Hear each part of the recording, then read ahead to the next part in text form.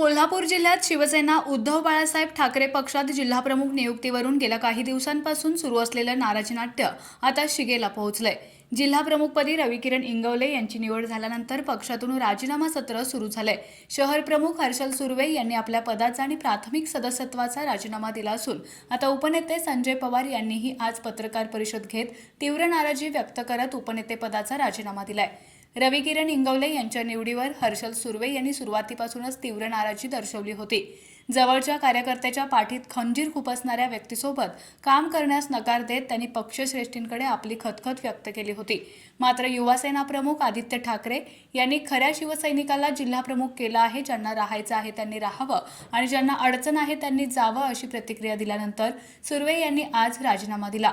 दरम्यान ठाकरे गटाचे उपनेते संजय पवार यांनीही रविकिरण इंगवले यांच्या नियुक्तीवर तीव्र आक्षेप घेतलाय।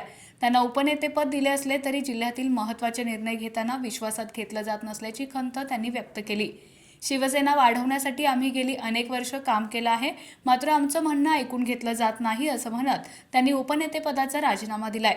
सामान्य शिवसैनिक म्हणून उद्धव ठाकरे यांच्यासोबतच राहणार असल्याचंही त्यांनी स्पष्ट केलंय। जिल्हाप्रमुख पदासाठी हर्षल सुर्वे यांच्यासह उपजिल्हाप्रमुख अवधूत साळोखे आणि राजू जाधव इच्छुक होते। सुर्वे यांचं नाव अंतिम झाल्याचं त्यांना सांगण्यात आलं होतं, मात्र ऐनवेळी इंगवले यांचं नाव जाहीर झालं। या निवडीमागे माजी खासदार विनायक राऊत यांचा हात असल्याचीही दबक्या आवाजात चर्चा आहे। संजय पवारांच्या या भूमिकेनंतर पत्रकार परिषदेत शिवसैनिकांनी त्यांना राजीनामा मागे घेण्याची विनंती केली, मात्र ते आपल्या निर्णयावर ठाम आहेत।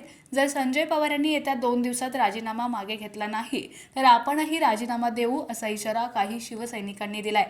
या सर्व घडामोडींवर आता पक्षश्रेष्ठी काय निर्णय घेतात याकडे सर्वांचं लक्ष लागून राहिलंय।